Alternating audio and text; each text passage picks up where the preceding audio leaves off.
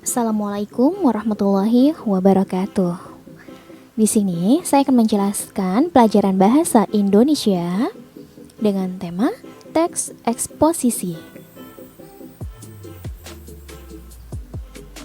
Mengidentifikasi informasi teks eksposisi. Tahukah kalian apa itu teks eksposisi? Ya, mari kita pelajari. Pengertian teks eksposisi. Teks eksposisi adalah teks yang menerangkan suatu pokok persoalan yang dapat memperluas wawasan pembaca. Untuk meyakinkan pembaca, penulis biasanya menyampaikan alasan atau argumen yang dilengkapi dengan bukti-bukti pendukung yang berasal dari pengamatan, juga pengalaman yang bersifat objektif, singkat, jelas, dan juga padat. Nah, lalu, menurut kalian, teks eksposisi fakta atau pendapat? Nah, kita bahas. Jadi, teks eksposisi itu bisa berupa fakta dan juga pendapat atau opini. Kita lihat unsur utama teks eksposisi. Itu adalah fakta. Apa itu fakta? Fakta adalah suatu keadaan atau peristiwa yang merupakan kenyataan. Sesuatu yang benar-benar ada atau terjadi dan berfungsi untuk memperkuat gagasan. Biasanya ditandai dengan angka. Contohnya, Negara Republik Indonesia merdeka pada 17 Agustus 1945. 1945.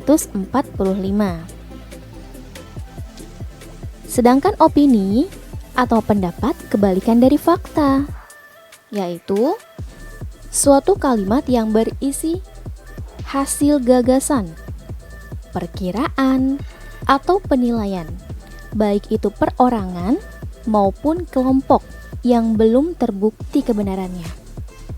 Contoh, sepertinya nanti sore akan turun hujan. Jadi masih perkiraan. Nah, selanjutnya, apa sih ciri utamanya? Fakta. Ciri utama fakta adalah objektif. Nyata ya, sudah terjadi dan biasanya berupa angka. Itu ciri utama. Lalu pendapat, apa ciri kalimat pendapat atau opini? Kita lihat. Bersifat subjektif, perkiraan, dan belum terjadi, dan biasanya menggunakan kata menurut, bila, jika, kalau, dan asalkan. Jadi kalau misalkan kalian menemukan kata-kata tersebut, itu berarti sudah jelas adalah pendapat. Kita lanjut. Ciri-ciri teks eksposisi. Kalian bisa lihat di sini.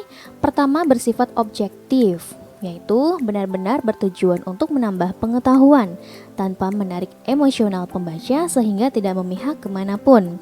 Objektif, nyata, benar-benar ada. Yang kedua, bersifat informatif.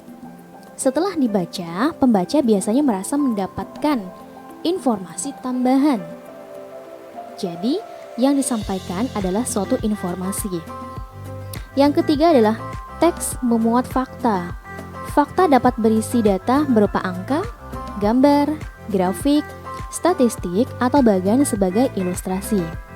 Terakhir, menggunakan bahasa baku dan gaya bahasa yang lugas serta menggunakan tanda baca dan ejaan sesuai dengan PUEB, Pedoman Umum Ejaan Bahasa Indonesia.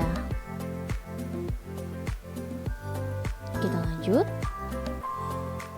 Pola pengembangan teks eksposisi. Ini kita pola pengembangan teks eksposisi dibagi dua, yaitu paragraf deduktif atau dari umum ke khusus. Jadi biasa disebut deduktif. Adalah suatu paragraf yang disusun dengan mendahulukan kesimpulan pada bagian awal. Dalam kesimpulan, diterangkan terdapat gagasan utama yang diuraikan dengan bukti, fakta, atau contoh melalui gagasan pendukungnya. Paham ya? Lalu yang kedua adalah induktif, yaitu paragraf khusus ke umum. Kebalikannya adalah suatu paragraf yang disusun dengan cara menguraikan data empiris berupa bukti, fakta, atau alasan sebagai gagasan penjelas pada awal paragraf yang diakhiri dengan kesimpulan berisi tentang gagasan utama pada bagian akhir.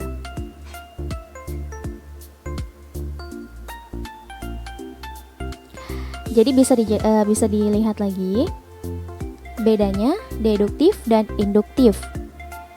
Kalau deduktif dari umum ke khusus, kalau induktif kebalikannya dari khusus ke umum.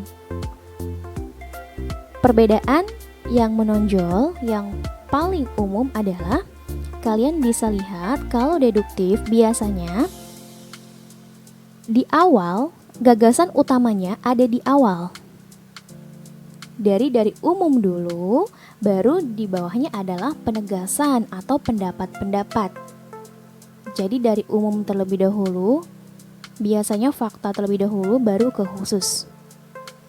Jadi cara membedakannya, kalian cari terlebih dahulu gagasan utamanya. Kalau gagasan utamanya di atas, berarti itu umum ke khusus atau deduktif. Tapi kebalikannya, kalau misalkan induktif, itu kebalikan, jadi khusus terlebih dahulu baru ke umum. Seperti itu. Terima kasih, itu saja yang akan saya sampaikan. Wassalamualaikum warahmatullahi wabarakatuh.